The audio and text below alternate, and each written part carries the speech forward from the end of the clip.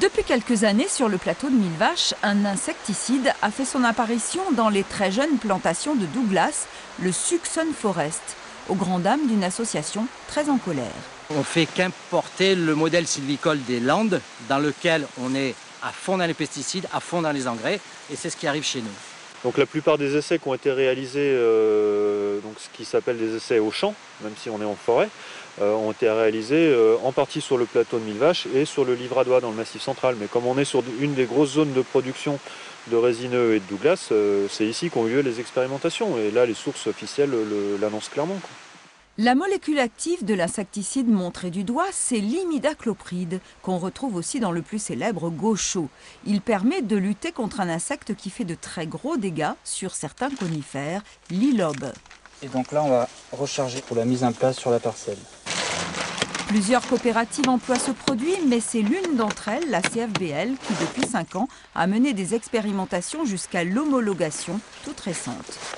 C'est un insecticide systémique qui va donc permettre de protéger le Douglas contre l'ilobe. L'ilobe qui est un charançon qui consomme, je dirais, les jeunes pousses de Douglas et notamment l'écorce. Et en fait, le risque ilobe est très présent lorsqu'on a effectivement présence préalable d'épicéa ou de pins sylvestres, ou de pins en règle générale.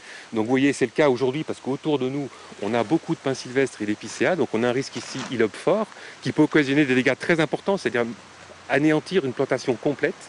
Selon l'association Nature sur un plateau, il s'agit aussi d'une belle affaire commerciale pour cette coopérative. Les contreparties du contrat d'expérimentation étaient d'avoir une exclusivité sur la distribution du pesticide une fois qu'il serait homologué.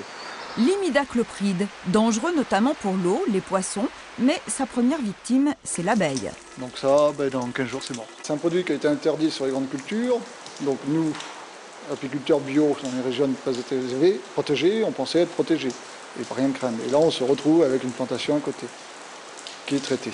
Difficile d'accuser ce seul insecticide. Les apiculteurs pensent à une combinaison de facteurs. Chez les bio, c'est encore plus net. Depuis 5 ou 6 ans, 30 à 70% de colonies mortes. Nicolas a perdu 400 ruches l'an dernier.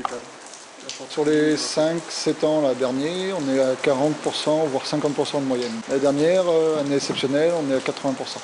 Nous sommes dans la logique d'essayer de se passer de produits phytopharmaceutiques, mais aujourd'hui, on n'a pas de réponse fiable. Si on cultive la forêt, entre guillemets, avec des méthodes qui sont directement inspirées de l'agriculture intensive, c'est-à-dire une seule variété sur des espaces immenses, vous attirez les ravageurs de la même manière que vous pouvez le faire dans un champ de blé ou de colza.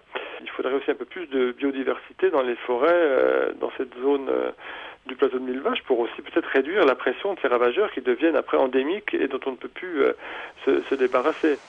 Alors, la baguette magique n'existera pas tant qu'on ne changera pas de système d'exploitation.